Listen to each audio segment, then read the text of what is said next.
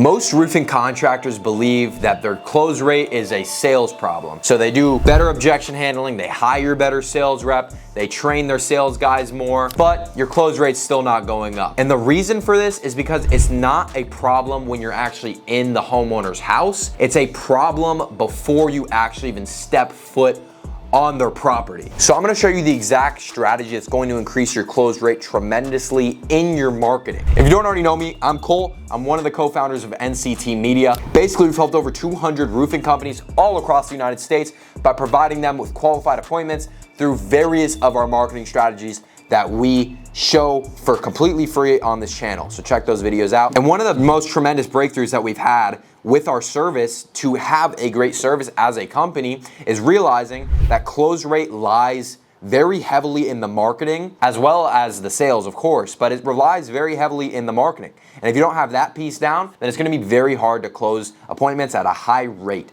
So I'm gonna break that down completely in this video. So I'm gonna break it down into 3 different parts. First, how are you gonna attract the right prospects that you could actually close? Secondly, I'm gonna show you how to handle every single objection that would possibly pop up in your sales process before you even step foot on their house. And third, I'm gonna show you how to become the trusted company, the trusted, authority in your market before you even step foot into the homeowner's house. Okay, so first, I'm gonna talk about the ads itself and how they attract different types of people, right? So there's 2 main parts to this. It all falls really under one thing, which is messaging. But I want to break it down into two different parts. You have the basic, messaging throughout your ad, and then you have your offer in your ad. Now, your offer is probably the biggest lever for who it attracts. So let me give an example. If I say get a new roof for under $1,000, who is that going to attract? People that more than likely is going to attract a bulk majority of people that do not have a lot of money to move forward on a roof. So if you're selling a roof for $20,000, you're probably not going to close anybody, right?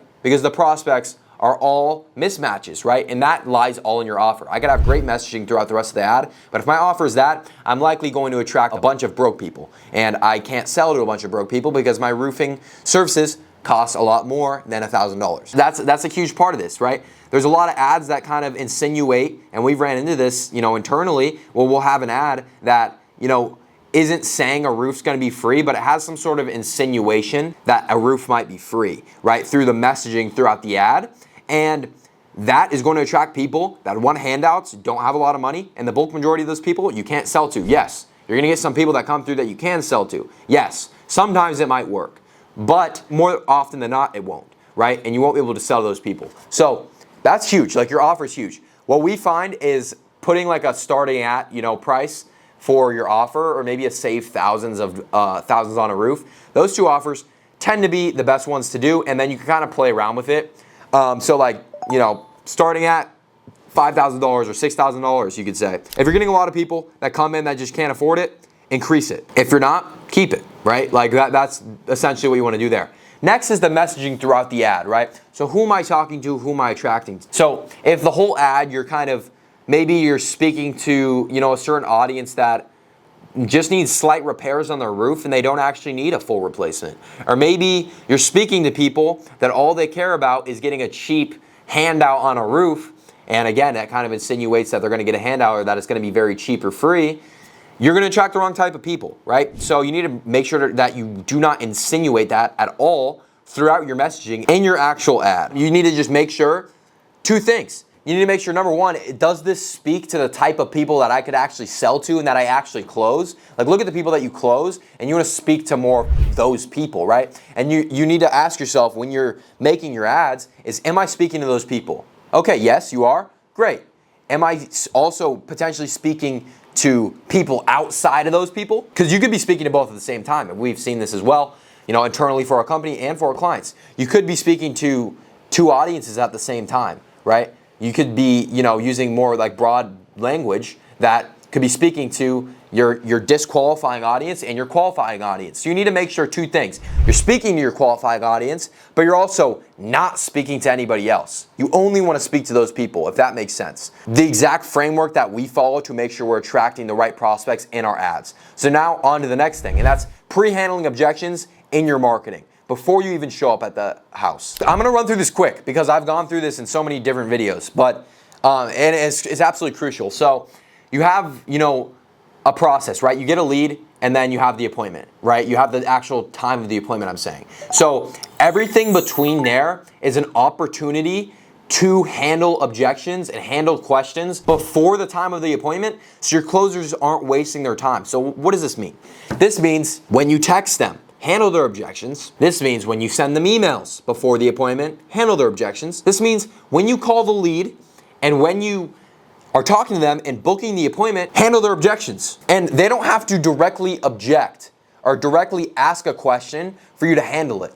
It's often better to answer that question before they even ask it. When you're on the phone and you know a frequently asked question is the roof gonna be, let's say, $6,000? Answer that before they even bring it up. Answer them without, directly having that conversation. Just answer it while you're talking to them on the phone. They don't need to, give you that question or that objection for you to answer it, right? You wanna pre-handle it on the phone. Because a lot of the times they won't ask until they're in the home, right? Like that's something that happens quite often as well. So you're gonna make sure you're doing that on the phone, in your texts, and your emails.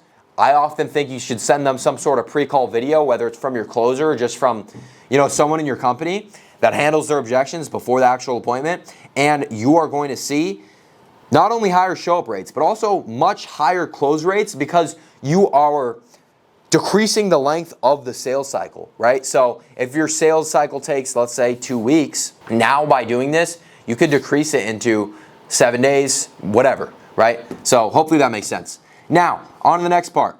And this is building authority before you even arrive to the appointment. Building trust. Becoming the trusted roofing company in your market. So they're not gonna, want to price shop or see, is there another company that could possibly do the job for a better price or do a better job, have better, quality delivery. This kind of goes with my last part. You could do this a lot in your pre-call process. So on the phone, in your emails, send them a video, etc. Something that we really like to do is we like to run testimonial ads to our people that book on Facebook so they get hit with those from our clients. That's one thing that we like to do. Another thing that we like to do is send them these videos on text messages, send it to them on your landing page. Testimonials and reviews are huge because they aren't, gonna just hear from you. We're the best. We have these reviews and we're great and we have the best service. If you're just saying that, they're gonna be like, okay, like of course you're gonna tell me that. They want to hear it from other people that have actually used your service, right? So you're almost like artificially making it like their referral lead, right? Like they're talking to their friends that are in similar situations to them and are recommending you as a service to solve their problems, right? So you're almost artificially making them like referral, lead warmth. Answering those objections and also sending them testimonials pre-call is something that's like crucial. Like you are going to decrease your sales cycle, you're going to increase their interest levels very tremendously, and you are going to make them show up with a very strong buying intent that you've never seen before in any of your appointments besides your referral appointments. I guarantee it. So I recommend doing that. We have other videos, breaking down how to do the emails and the pre-call text messages and what your closer should do before the call, etc. So look at those videos, check those out. Otherwise, subscribe. Stay tuned for future videos. Peace out.